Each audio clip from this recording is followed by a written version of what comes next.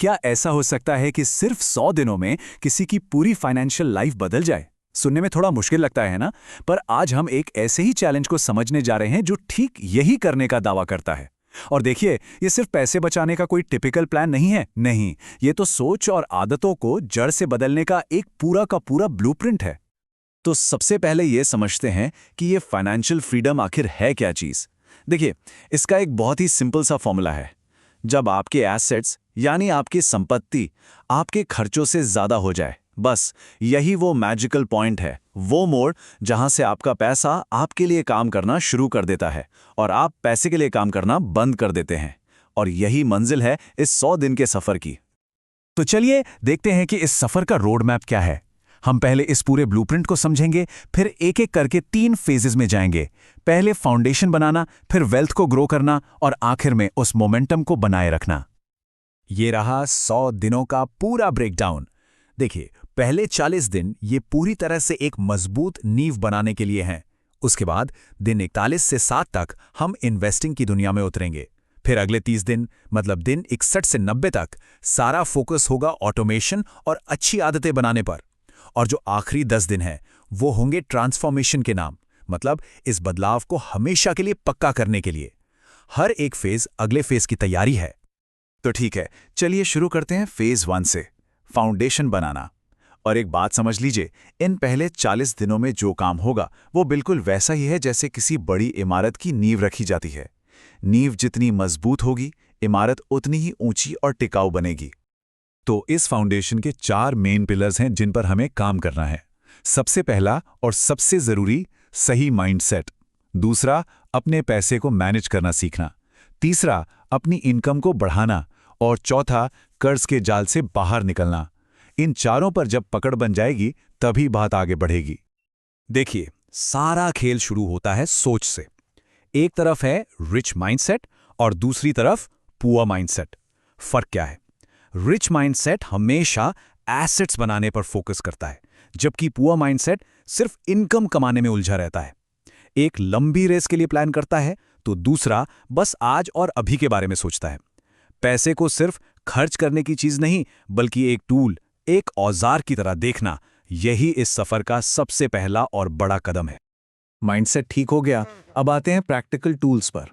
यह प्लान हमें कुछ कमाल के हथियार देता है, जैसे कि 50-30-20 रूल। सिंपल सा तरीका है अपनी इनकम को जरूरतों, चाहतों और सेविंग्स में बांटने का।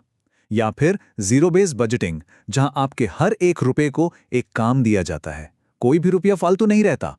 मकसद क्या है? उन छोटे छोटे मनी लीक्स को ढूंढना और बंद करना, जहां से हमारा पैसा पता ही नहीं चलता और बह जाता है। अच्छा, अब बात करते हैं कर्ज की, जो एक बहुत बड़ी रुकावट है। इससे निपटने के लिए यह ब्लूप्रिंट हमें 2 बहुत पावरफुल स्ट्रैटेजीज देता है। एक है डेट स्नोबॉल। इसमें क्या होता है कि हम सबसे छोटे कर्ज को पहले खत्म करते हैं।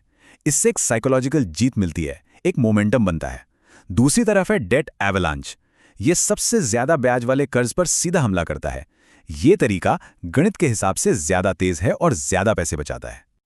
तो एक बार जब फाउंडेशन मजबूत हो गया, अब वक्त है उस पर कुछ बड़ा बनाने का। हम आ गए हैं फेज 2 में, ग्रोइंग वेल्थ। यहां हम डिफेंसिव खेलने से अटैकिंग मोड में आते हैं। मतलब अब हम एक्टिवली अपनी वेल्थ को बढ़ाएंगे। असली खेल तो अब शुरू होता है। और इस फेज का जो सीक्रेट सॉस है वो है कंपाउंडिंग की पावर। इसे दुनिया का 8वां अजूबा भी कहते हैं।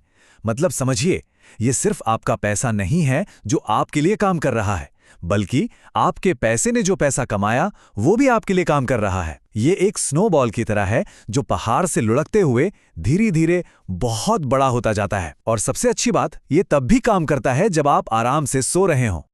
तो ये जो सेक्शन है, ये एक तरह की इन्वेस्टिंग मास्टर क्लास है। इसका स्ट्रक्चर बहुत क्लियर है। स्टेप 1, हम पहले बेसिक कॉन्सेप्ट्स को समझेंगे। स्टेप 2, हम देखेंगे कि इन्वेस्ट करने के लिए हमारे पास क्या क्या ऑप्शंस हैं। और स्टेप 3, हम सीखेंगे कि इन सब को मिलाकर एक बैलेंस्ड और मजबूत पोर्टफोलियो कैसे तैयार किया जाता है। और ऑप्शंस की कोई कमी नहीं है। ये प्लान इन्वेस्टिंग की पूरी दुनिया हमारे सामने खोल देता है। स्टॉक मार्केट की बेसिक से लेकर म्यूचुअल फंड्स और एसआईपी, इंडेक्स फंड्स, यहां तक कि डिजिटल गोल्ड, ईटीएफ्स और रियल एस्टेट के बेसिक्स भी कवर होते हैं। आइडिया यह है कि हमें पता हो कि बाजार में क्या क्या मौजूद है। और इस पूरे इन्वेस्टिंग फेज का जो सबसे बड़ा सबक है वो एक ही शब्द में है, डाइवर्सिफिकेशन। वो पुरानी कहावत है ना कि अपने सारे अंडे एक ही टोकरी में मत रखो, बिल्कुल वही बात है। इसका सीधा सा मकसद है रिस्क को कम करना और लॉन्ग टर्म में एक स्टेबल ग्रोथ पाना। अब हम आते हैं फेज 3 पर, और ये थोड़ा एडवांस लेवल है। सस्टेनिंग मोमेंटम, मतलब उस गति को बनाए रखना। यहाँ फोकस मेहनत करने से ज्यादा स्मार्ट तरीके से काम करने पर है। हमारा गोल ऐसे सिस्टम्स बनाना है जो हमारे लिए ऑटोमेटिकली वेल्थ क्रिएट करते रहें। सोचिए, financial freedom on auto pilot. इस फेज में हम 3 चीजों पर फोकस करेंगे। पहली, पैसे को लेकर स्मार्ट आदतें बनाना जो जिंदगी भर साथ दें। दूसरी, पैसिव इनकम के सोर्सेज बनाना। और तीसरी, जो वेल्थ हमने बनाई है उसे प्रोटेक्ट करना, उसकी रक्षा करना। तो ये स्मार्ट आदतें क्या हैं? जैसे कि एक मॉर्निंग मनी रूटीन बनाना, हर हफ्ते या महीने अपने फाइनेंस को रिव्यू करना, और सबसे जरूरी, लाइफस्टाइल इन्फ्लेशन के जाल से बचना। ये क्या होता है? इसका मतलब है कि जैसे जैसे हमारी इनकम बढ़ती है, हम अपने खर्चे भी बढ़ा देते हैं। इसी आदत को तोड़ना है। अब अगले टॉपिक पर जाने से पहले एक बार फिर से एक्टिव और पैसिव इनकम का फर्क समझना बहुत जरूरी है। देखिए, एक्टिव इनकम वो है जहां पैसा कमाने के लिए हमें लगातार अपना समय देना पड़ता है, जैसे हमारी जॉब की सैलरी। वहीं पैसिव इनकम वो है जहां हमारे एसेट्स हमारे लिए पैसा कमाते हैं, जैसे स्टॉक से मिलने वाला डिविडेंड। और दोस्तों, सच्ची फाइनेंशियल फ्रीडम का दरवाजा यहीं से खुलता है। ये प्लान हमें पैसिव इनकम बनाने के कई रास्ते दिखाता है, ऐसे रास्ते जहां कमाई हमारे समय से बंधी नहीं होती।